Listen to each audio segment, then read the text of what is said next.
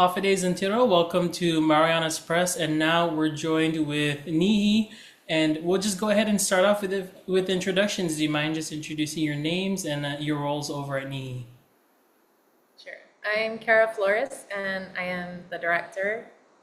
I'm Siobhan Boomerang McManus, and I'm a coordinator and writer here. And you have an exciting series that you've already premiered on Guam, and you have really premieres on Rhoda, Tinian, and Saipan as well. And so, first of all, tell us about Heroes of Micronesia, um, and the idea behind it, and just the story that you're telling. Heroes of Micronesia is a 3-episode series that celebrates elders and leaders from our region that led with courage, wisdom, and love, and are all connected by a deeply rooted love for our islands, whether through protecting or nurturing our people and our cultures. Yeah, tell us who's a part of this series. So, just to name a few of the heroes that are a part of this series, Auntie Senta Kaipat. We also have Julian again from Guam. Then we have um, Former President Tommy Ramingasao from Palau. We have Hilda Heine, who was one of the first presidents of a independent nation here in Micronesia. It ranges from so many different leaders, some who have passed and some who are still with us. And is this an animated series? Tell us a little bit about the approach to telling the story and what people might expect for the premieres coming up this week. so we wanted this to feel like an animated artwork, almost like an animated postcard or an animated art piece. And so it is animated, but it's not, when you think of animation, it's not like only for kids. It's like a show that I think adults can appreciate too, from the way that it's told and also from the way that it's made. And tell us, what was the inspiration to do this particular series, and why now? And I understand it's been years in the making, and so tell us a little bit about how it started and just the work that you had to put in to making it happen. I mean, I think like there are so many people that have done such amazing work for our region that are really unknown, and in schools, in public spaces, sometimes this work is uh, just unrecognized, and it's really important, magnificent work.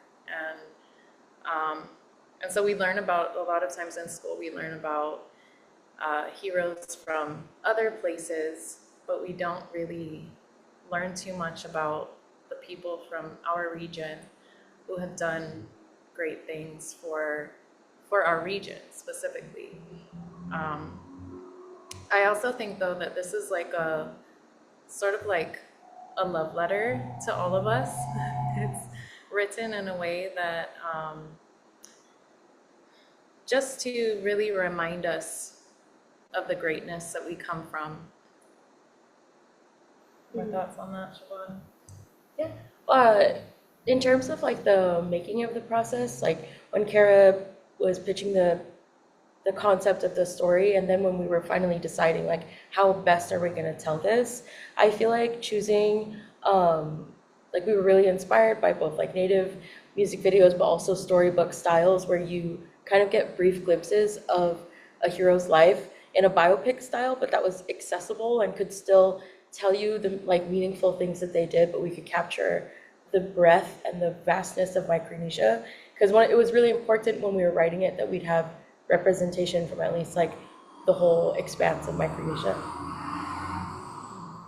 Yes, Kara, I was reading the initial announcement, and when you say we don't need to look beyond our ocean for greatness, I think that really, captures so far what I've heard from you all.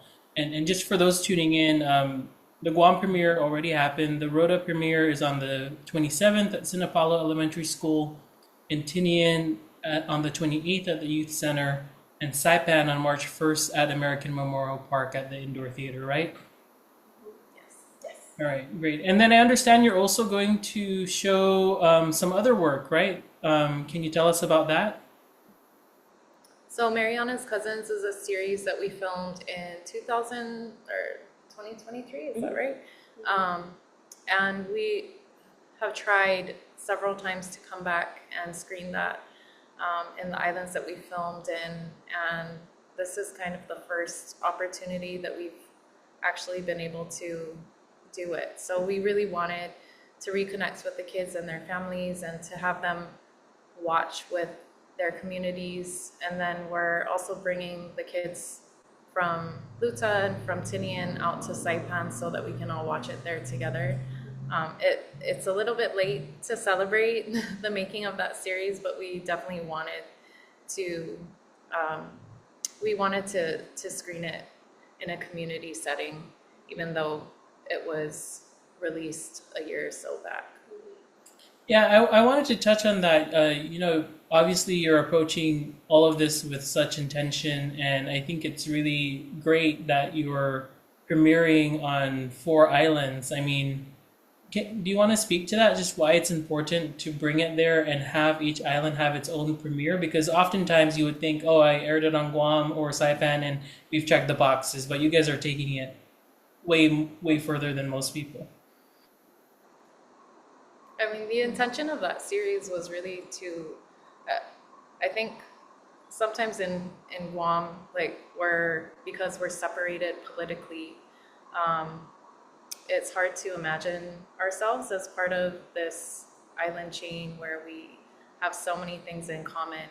And in spite of us being so close, many people don't visit the other islands. So this was a way to really just connect with, to make the connections with our sister islands um, and yeah, I think because we filmed in each place, it was really important to screen in each place as well, um, because each of those, each of the, each episode was just so special and different and deserves its own community screening. So yeah, like we're really excited to be going back. It's an honor to go back and visit each of those places um, and yeah, I don't know if you wanted to say more about that about Yeah. I feel like it was such a no-brainer for us because each community and each island, like in the Mariana's Cousins episodes, it almost like each island almost becomes like a character itself. It's like you're looking at the island through this perspective of one child, but you're also being introduced to this like magical place. And to me, it was so exciting to think that like the people, like even though it's through the eyes of one child, it's really a tribute to the island itself. And so to be in Luta and inviting the whole community to watch a video that features a store and a dock and places that they like grew up and like have loved and made memories in, it made so much sense to kind of give it as a gift back to the island because the island gave so much to us and the communities were just the best hosts. And like, I feel like some of my favorite memories of the Marianas were so shaped by how kind and how beautiful each island was. And so a screening that was really a way to just participate in that gift again was like so exciting. and I think the truth is that we don't like exist on our own, right? Like we are greatly enriched by all of the connections that we share. And while it may be more difficult, more of a challenge, it may require a different amount of funding to really reach out and make those connections um, in a way that isn't just like, here, let me film and never come back. Um, it's really, it makes us, it makes every community better when we strengthen those connections to each other. All right, I am looking forward to it. I'm sure many people are across the Marianas. Anything you'd like to mention in closing that I didn't ask about? Anything at all?